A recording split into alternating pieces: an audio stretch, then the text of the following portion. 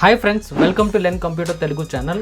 So ఈ వీడియోలో మీరు ఒక కొత్త CPU తీసుకునేటప్పుడు ఏ విషయాలు తీసుకోవాలి అండ్ నేను తీసుకున్న కొత్త CPUకి ఏ పార్ట్స్ అవసరమో నేను ఏ విధంగా ప్లాన్ చేశాను, ఏ పార్ట్స్ నేను ఎందుకు చూస్ చేసుకున్నాను అనేది అన్ని పార్ట్స్ తాలూకు వివరణ ఈ వీడియోలో మీకు దొరుకుతుంది. సో ఈ వీడియో వల్ల మీకు ఫ్యూచర్లో ఏదైనా కొత్త CPU ల్యాప్టాప్స్ తీసుకునేటప్పుడు ఈ ఇన్ఫర్మేషన్ మీకు యూస్ఫుల్ అవుతుంది అనమాట. ఓకే, సో లాస్ట్ వరకు చూసి మీ డౌట్స్ అండ్ సజెషన్స్ని కామెంట్స్లో తెలియజేయండి. ఓకే, ఈ వీడియోలో నేను నా పర్సనల్ కంప్యూటర్ని అప్గ్రేడ్ చేయాలనుకుంటున్నాను కాబట్టి నేను ఓన్లీ CPU మాత్రమే అసెంబుల్ చేయాలనుకుంటున్నాను. ఓకేనా, ఎందుకు నేను అసెంబుల్లోకి వెళ్తున్నానంటే నాకు నచ్చిన ప్రాసెసర్, నాకు నచ్చిన మదర్ బోర్డ్, నాకు సూటబుల్ నచ్చిన ర్యామ్ అండ్ SSDs ఇవన్నీ కూడా నాకు అనుకూలంగా, నాకు కావాల్సిన విధంగా, నాకు కావాల్సిన కెపాసిటీస్తో నేను అసెంబుల్ చేసుకోవడానికి ఈ పార్ట్స్ అయితే నేను మీకు చూపిస్తున్నాను. అంటే ఓవరాల్గా అసెంబుల్డ్ CPU మీరు చూడబోతున్నారు అనమాట. అందులో CPU పార్ట్స్ అన్నింటిలో ముఖ్యంగా మనం చూస్ చేయాల్సిన ఫస్ట్ ప్రైమరీ పార్ట్ ఏది అంటే CPU అంటే ప్రాసెసర్ చిప్ని మనం చూస్ చేసుకోవాలి. కంప్యూటర్లో వర్క్ ఎఫిషియన్సీ CPU మీద డిపెండ్ అయి ఉంటుంది అనమాట. ఓకే, కాబట్టి CPUలో నేను మనకి రెండు కంపెనీస్ ఉన్నాయి, ఒకటి ఇంటెల్, రెండోది AMD. ఇంటెల్ ఇంతవరకు నేను యూజ్ చేశాను, అందరూ కామన్గా యూజ్ చేస్తూ ఉంటారు. అలాగే ఈ మధ్యన పాపులర్ అవుతున్న AMD ప్రాసెసర్ని నేను చూస్ చేసుకున్నాను. ఓకేనా, సో AMD ప్రాసెసర్లో నేను Ryzen 5 ఆర్ 7 ఆర్ 9 ఏదైనా మనం మన అవసరం తగ్గట్టుగా, బడ్జెట్ తగ్గట్టుగా చూస్ చేసుకోవచ్చు. నేనైతే Ryzen 7 తీసుకున్నాను, ఎందుకంటే నాకు Ryzen 5 సరిపోతుంది. కాకపోతే Ryzen 5 ఎందుకు తీసుకున్నానంటే ఫ్యూచర్లో మళ్ళీ అప్గ్రేడ్ అవ్వాల్సిన అవసరం నాకు ఉండదు. ఓకేనా, కాబట్టి బిఫోర్ ఇన్వెస్ట్మెంట్గా నేను Ryzen 7 ప్రాసెసర్ని అయితే చూస్ చేసుకున్నాను. మీరు స్క్రీన్ మీద చూడొచ్చు, AMD Ryzen 7 5700G ప్రాసెసర్ని చూస్ చేసుకున్నాను. ఇది ఒక గేమింగ్ ప్రాసెసర్ అనమాట. గేమింగ్స్తో పాటు వీడియో ఎడిటింగ్కి, మల్టీ టాస్కింగ్, గ్రాఫికల్ వర్క్స్కి ఈ ప్రాసెసర్ అనేది సూటబుల్గా ఉంటుందన్నమాట. ఓకే, ఇకపోతే CPU యొక్క వర్కింగ్ ఎఫిషియన్సీ చూస్తే కనుక దీంట్లో 8 కోర్ 16 థ్రెడ్ ప్రాసెస్తో అయితే రావడం జరుగుతుంది. 8 కోర్ అంటే ఏంటి, 8 మంది పనిచేస్తున్నట్టు. 16 థ్రెడ్స్ అంటే 8 మంది 2 చేతులతో పనిచేస్తే మొత్తం 16 చేతులతో మనకి వర్క్ జరుగుతున్నట్టు అనమాట. అంటే మల్టీ టాస్కింగ్ వర్క్స్ చేసేటప్పుడు, వీడియో ఎడిటింగ్ వర్క్స్ చేసేటప్పుడు, గేమ్స్ ఆడేటప్పుడు మనకి ఈ ప్రాసెసర్ ఎఫిషియన్సీ ఈ కోర్స్ మీద డిపెండ్ అయి ఉంటుంది అనమాట. కాబట్టి నేను ఈ ప్రాసెసర్ చూసుకున్నట్లయితే 8 కోర్ 16 థ్రెడ్ ప్రాసెసర్ అనమాట. ఈ 20 MB క్యాష్ మెమరీతో అయితే ఈ ప్రాసెసర్ అయితే రావడం జరుగుతుంది.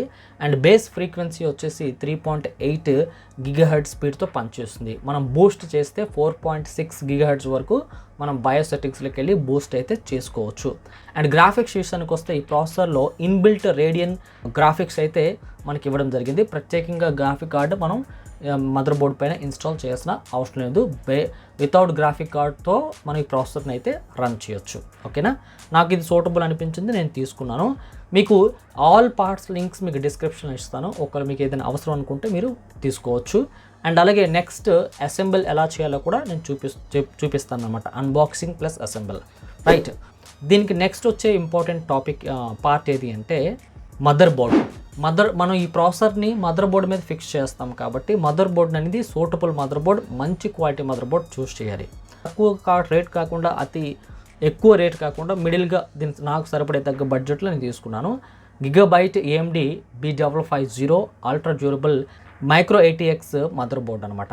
ఈ మదర్ బోర్డే నేను తీసుకున్న CPU బాక్స్ క్యాబినెట్ ఉంటుంది కదా, కేస్ అంటారు, ఆ కేసులో సెట్ అవుతుంది అనమాట.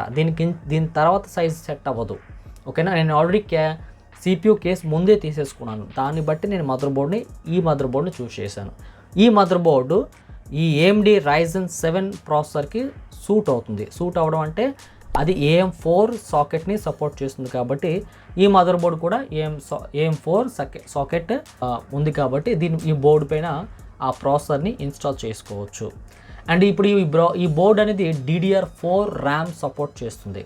ఓకేనా, అండ్ కాబట్టి నేను బై చేయాల్సిన ర్యామ్ DDR4 అన్నమాట.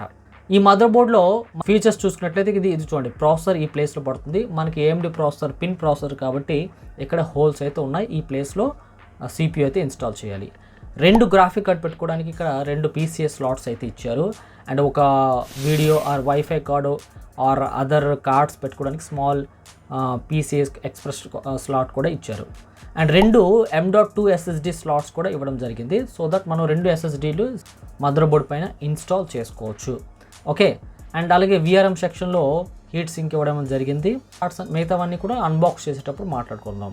And input and output ports విషయానికి వస్తే కనుక 8 USB పోర్ట్స్ ఉంటాయి, ఒకటి PS2 పోర్ట్స్, DVI పోర్ట్ ఉంది, అలాగే HDMI port and Bluetooth and wifi connectivity కూడా ఉంది. ఆడియో జాక్స్ కూడా ఇవ్వడం జరిగింది. ఓకే, ఇది బ్యాక్ సైడ్. అలాగే ల్యాన్ కనెక్టివిటీ కూడా మనకి ఇక్కడ చూడొచ్చు. ఇది మదర్ బోర్డ్. ఇకపోతే నెక్స్ట్ పార్ట్ ఏంటి అంటే ర్యామ్. సో ర్యామ్ అనేది మనకి ఇంపార్టెంట్. CPU యొక్క వర్క్ ఎఫిషియన్సీ అనేది మదర్ బోర్డ్, మెయిన్ ప్రాసెసర్, దాని తర్వాత మదర్ బోర్డ్, ఆ మదర్ బోర్డ్ పైన ఇన్స్టాల్ చేసే ర్యామ్ మీద కూడా డిపెండ్ అయి ఉంటుంది.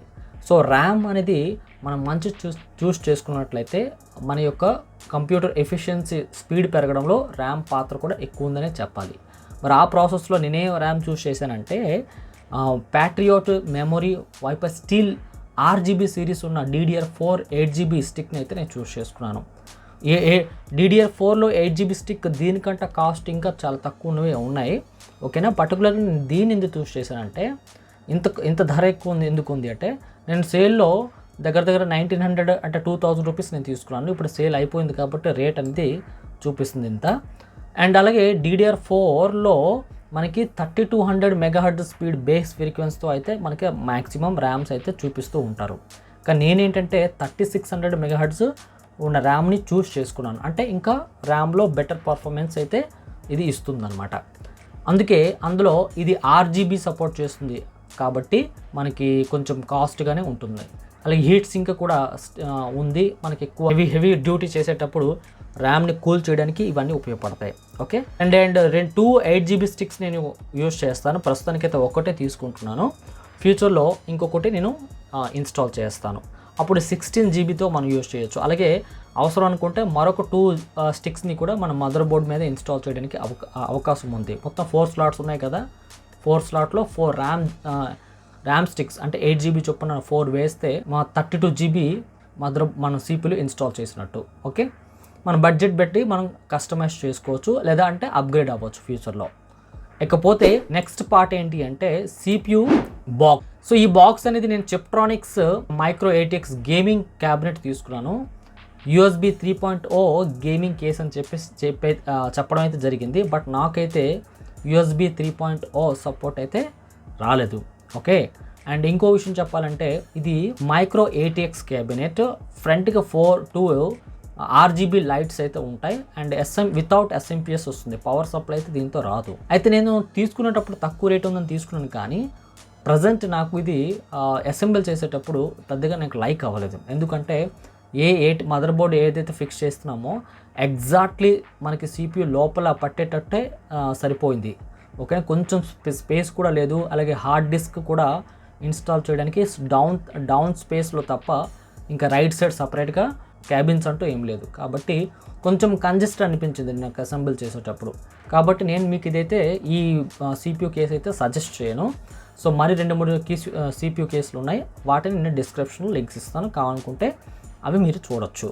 ఓకే, నెక్స్ట్ దీనికి పవర్ సప్లై యూనిట్ కావాలి కదా, అందుకు నేనేం చేశానంటే యాంట్ స్పోర్ట్స్ అని చెప్పేసి VS450L non modular high efficiency ఉన్న గేమింగ్ పవర్ సప్లై అయితే నేను తీసుకున్నాను. నేను అసెంబుల్ చేసే CPUలో ఈ పవర్ సరిపోతుంది అనమాట.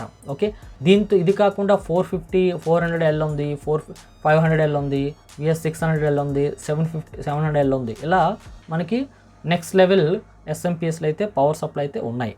కాకపోతే నాకు ఇది సరిపోతుందని చెప్పేసి నేను తీసుకున్నాను. ఒకవేళ మీరు ఫ్యూచర్లో గ్రాఫిక్ కార్డ్ తీసుకుంటారు, దానికి కూడా సపరేట్గా పవర్ సప్లై ఇవ్వాల్సి ఉంది అంటే ఈ పవర్ సప్లై అయితే సరిపోదు. మీకు నెక్స్ట్ లెవెల్ 500 కానీ 600 కానీ వెళ్ళాల్సి ఉంటుంది. ఓకే, నేను గ్రాఫిక్ కార్డు ప్రజెంట్ అయితే యూజ్ చేయను.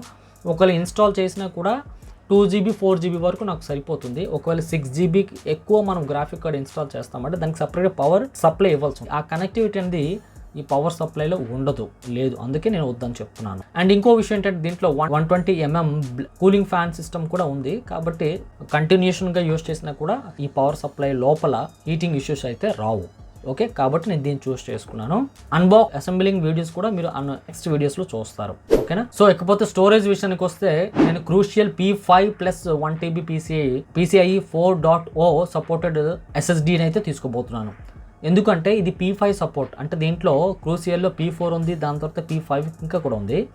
ఈ P5లో మనకి డేటా ట్రాన్స్ఫర్ రేట్ అనేది ఎక్కువ ఉందన్నమాట. 6600 Mbps స్పీడ్లో డేటా ట్రాన్స్ఫర్ రేట్ అయితే ఈ M.2 SSDకి అయితే ఉందన్నమాట.